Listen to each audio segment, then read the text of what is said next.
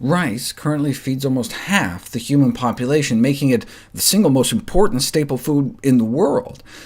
But a meta-analysis of 7 cohort studies, following 350,000 people for up to 20 years, found that higher consumption of white rice was associated with a significant increased risk of type 2 diabetes, especially in Asian populations.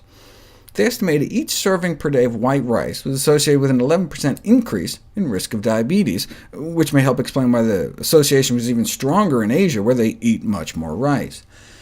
This could explain why China has almost the same diabetes rates as we do. They have at about 10%, we're at about 11%, despite 7 times less obesity in China.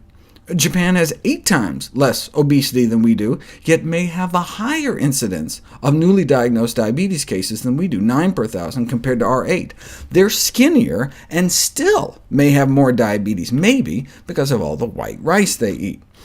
Just like eating whole fruit is associated with a lower risk of diabetes, whereas eating fruit processed into juice may not just be neutral, but actually increase diabetes risk.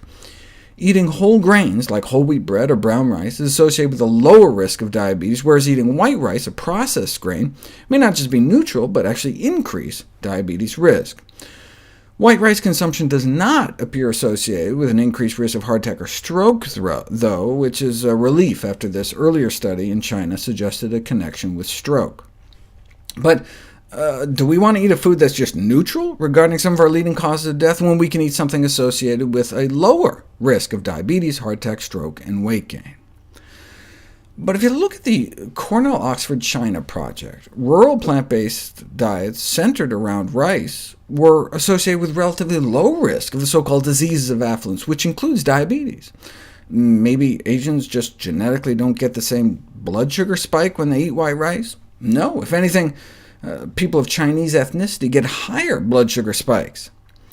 The rise in these diseases of affluence in China over the last half-century has been blamed in part on the tripling of the consumption of animal-source foods. The upsurge in diabetes has been most dramatic, and it's mostly just happened over the last decade. That crazy 9.7% diabetes prevalence figure that rivals ours is new.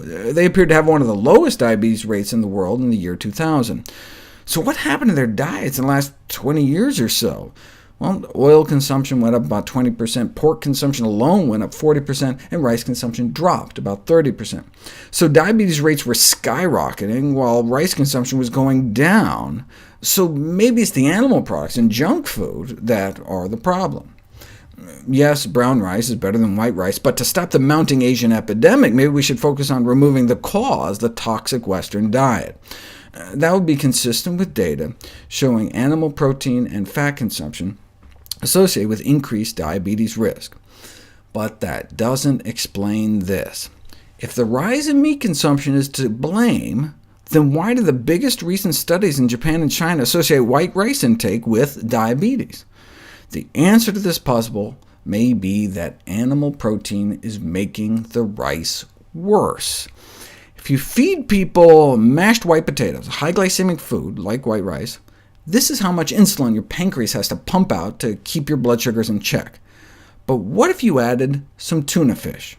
Tuna's got no carbs, no sugar, no starch. Wouldn't make a difference, right?